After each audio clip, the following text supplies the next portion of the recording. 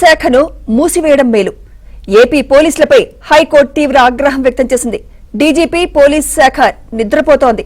Police వ్యవస్థ పనిచేసేది ఇలాగేనా అంటూ ఘాటు వ్యాఖ్యలు చేసింది. తిరుపతి పరకామణి కేసు విచారణలో పోలీస్ శాఖ పనితీరుపై హైకోర్టు నిప్పులు చెరిగింది. రికార్డులు సీజ్ చేయమని సెప్టెంబర్ 19న ఉత్తర్వులు ఇచ్చినా ఎందుకు అమలు చేయలేదని నిలదీసింది.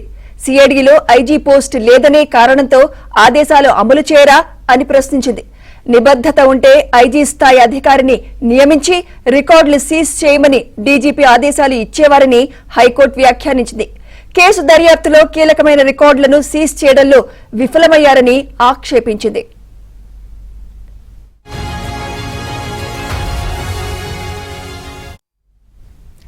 ఆధారాలు తారుమారు చేసేందుకు వీలుగా తప్పు చేసిన వారికి పోలీసులు సహకరించారని న్యాయస్థానం మండిపడింది. మీరు ఎంత నిజాయితీగా వ్యవహరించారో మీ చర్యలే చెబుతున్నాయని విమర్శించింది. పరకామణిలో అక్రమాలపై ఇచ్చిన ఆదేశాలు అమలు చేయకపోవడంపై అసంతృప్తి వ్యక్తం చేసింది. రికార్డులు సీజ్ చేసి హైకోర్టు ముందు ఉంచాలని సిఐడి డీజీకి ఆదేశాలు జారీ చేసింది. విచారణ అక్టోబర్ 17కు వాయిదా వేసింది ఏపీ హైకోర్టు. ఇదే అంశంపై మరింత సమాచారం ఏపీ బ్యూరో చీఫ్ రామారావు అందిస్తారు. రామారావు.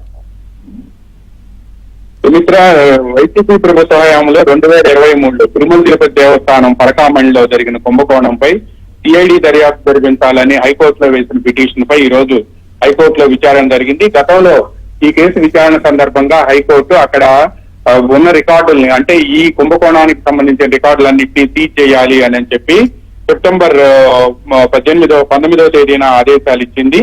ఈ ఆదేశాలు అమలు చేయకపోవడంపై ఈ రోజు జరిగిన విచారణ సందర్భంగా హైకోర్టు పోలీస్ శాఖపై నిప్పులు జరిగింది. రాష్ట్రంలో పోలీస్ శాఖను మూసివేయటం మేలు, డీజీపీ పోలీస్ శాఖ నిద్రపోతుంది, పోలీసు వ్యవస్థ ఎలాగైనా పనిచేసేది అని చెప్పి అక్షింతలు వేసింది. రికార్డులు సీజ్ చేయమని సెప్టెంబర్ 19వ తేదీన ఉత్తర్వులు ఇచ్చాము.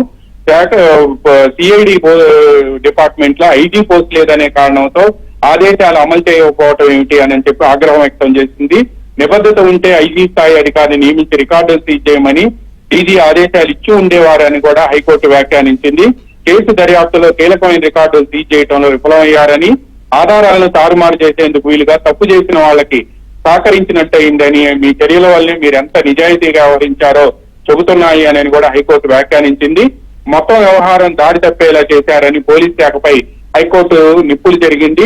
రికార్డులను సీజ్ చేసి తమ ముందు ఉంచాలి అని చెప్పి ఆదేశాలు ఇవ్వటమే కాకుండా సిఐడి డీజీకి ఈ మేరకు హైకోర్టు ఆదేశాలు ఇచ్చి తదుపరి విచారణ అక్టోబర్ 17వ తేదీకి వాయిదా వేసింది.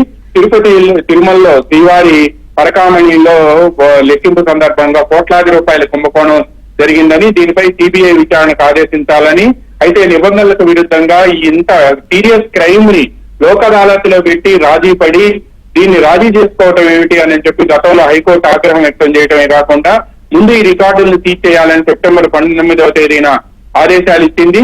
అప్పుడు ఆదేశాలు ఇచ్చినప్పటికీ ఈ రోజు వరకు కూడా రికార్డులు సీజ్ చేయకపోవడంపై ఈ రోజు సీరియస్ అవటమే కాకుండా వెంటనే డీజీపీని తగిన ఆదేశాలు ఇచ్చి రికార్డులను సీజ్ చేస్తాం, ముందుంటాలి అని చెప్పి ఈ కేసును మళ్లీ అక్టోబర్ 17వ తేదీన విచారణ చేపడతామని కూడా హైకోర్టు వ్యాఖ్యానించింది. సుమిత్ర.